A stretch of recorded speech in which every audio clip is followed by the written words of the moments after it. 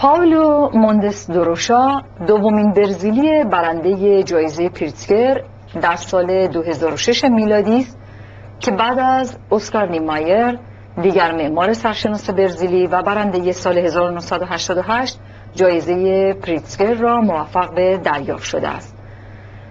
سال 2006 میلادی برای دومین بار از کشور برزیل معمار دیگری مفتخر به دریافت این جایزه از جانب هیئت داوران که بعضاً نوبل معماری خوانده می شود انتخاب شده است.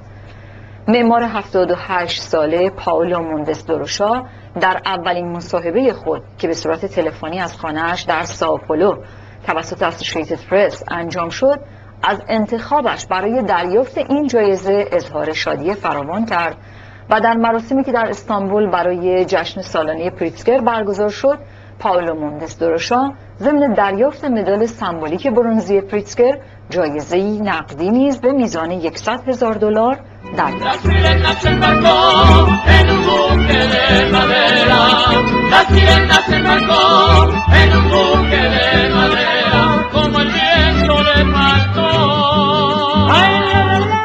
پائولو موندس دروشا برنده جایزه پریتزگر سال 2006 است. پائولو معمار 78 ساله دومین برزیلی است که موفق به دریافت این نشان افتخار شده است. موندس دروشا در سال 1928 در شهر ویتوریا متولد شد.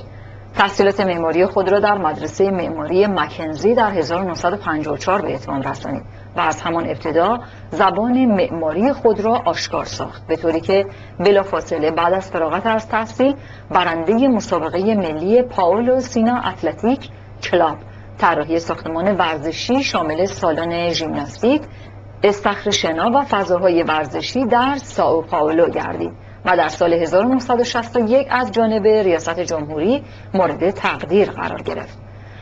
پروژه های وی شامل طراحی خانه، مدرسه، آپارتمان، موزه، تئاتر، طراحی مبلمان و چندین پروژه شهرسازی است.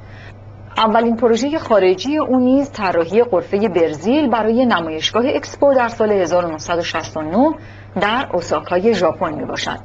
پائولو در سال 1971 در مسابقه طراحی مرکز ژورژ پومپیدو در پاریس شرکت نمود و طرح وی در بین 30 طرح برتر برگزیده شد.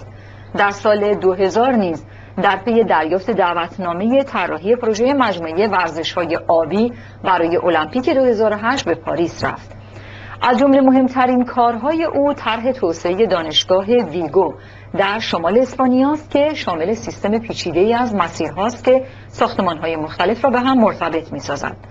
او در کنار پروژه‌های معماری و شهرسازی طراحی مبلمان نیز انجام داده است و همکنون 3 نمونه از این طرح‌ها که ترکیبی از تکنیک‌های تولیدات صنعتی مدرن با عملکرد و آسایش است مطرح می‌باشد.